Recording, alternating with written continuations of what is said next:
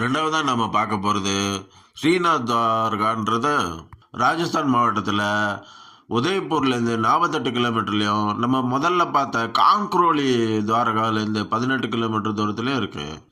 இது ஆறுவள்ளி மலைத்தொடர்களில் பனாஸ் ஆற்றுங்கரையோரத்துமா இருக்குது. நாத்வாரானா ஸ்ரீநாத்ஜியோட நுழைவாயில்ன்ற பேர். 7 வயசு கிருஷ்ணர் ரூபத்தில் இந்த உருவத்தை வழிபடுறாங்க. இந்த நாதத்வாரா வல்லப ஆச்சாரியாரோட வம்சத்தினால் நிர்வகிக்கப்படுது. நிறைய கதைங்க இதை பற்றி சொல்கிறாங்க. அதில் ஒரு வருஷன்னு இந்த மேவார் நாட்டு மகாராணியும் நம்ம கிருஷ்ணரும் விளையாடின்னு இருக்கும்போது எப்பவுமே கிருஷ்ணர் ஜெயிப்பார். ஒரு வாட்டி கிருஷ்ணர் தோத்துட்டுறாரு. அப்போ என்ன பந்தயம்னா கிருஷ்ணர் அங்கேயே தங்கிடணும்னு. அதனால் கிருஷ்ணர் இங்கேயே தங்கி இது பண்ணுற மாதிரி ஒரு கதை.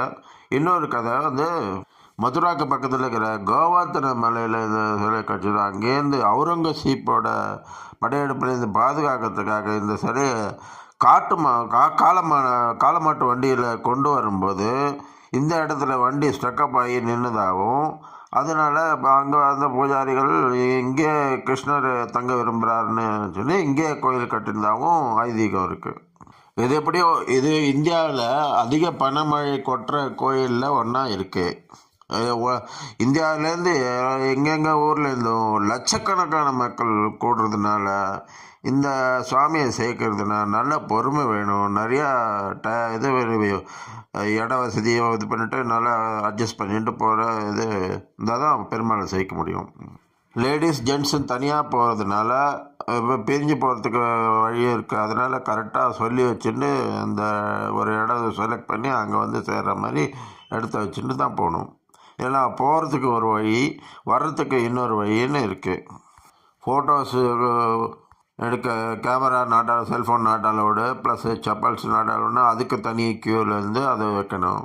அங்கேயே நிறையா கைட்ஸு உழவுவாங்க. அவங்க வந்து இஷ்டத்துக்கு ரேட் பேசுவாங்க. உங்களுக்கு முடிஞ்ச ரேட்டில் இது பண்ணலாம். எங்கள் குரூப்பில் 2 பிரிவாக பிரிஞ்சாங்க. 50 ரூபா குரூப்பு, 350 ரூபா குரூப்புன்னு 2 கைடு பண்ணி டேக்ஓவர் பண்ணிட்டாங்க. 50 ரூபா குரூப்பில் தனியாக ஒவ்வொருத்தரை எண்ணிட்டு அவங்க வந்து கூட்டின்னு போய் சைக்க பண்ணி வைக்கிறான். அவர் கிருஷ்ணர் சாப்பிட்றதுக்கு உண்டான இந்த தாம்பூலங்கள்லாம் வச்சு ஒரு தனி இது, அது ரொம்ப அழகாக இருந்தது. அதுக்கு பிரசாதம் தயாரிக்கிற நெய் பெட்டிகள்லாம் நிறையா வச்சுருந்தாங்க. அதையும் காட்டினோம்.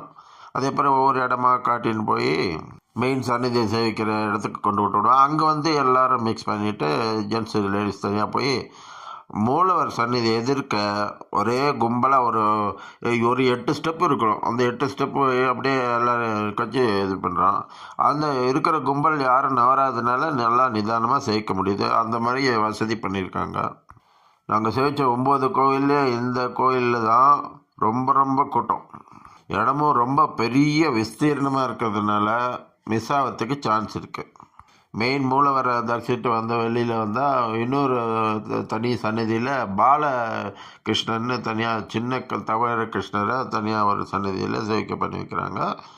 அதோட முடிஞ்சு வெளியில் வந்து தரிசனத்தை முடிச்சுக்கலாம். பார்க்கிங் ஏரியான்னு ஒரு இடத்துல நிறுத்துவாங்க. அங்கேருந்து ஷேர் ஆட்டோ பிடிச்சி ஒரு ஆளுக்கு 10 ரூபா மணிக்கு ஷேர் ஆட்டோவில் போய் தான் அங்கே ஒரு இடத்துல கொண்டு விடுவாங்க. அங்கேருந்து மறுபடியும் நடந்து போய் தரிசனத்துக்கு கிளம்பணும்.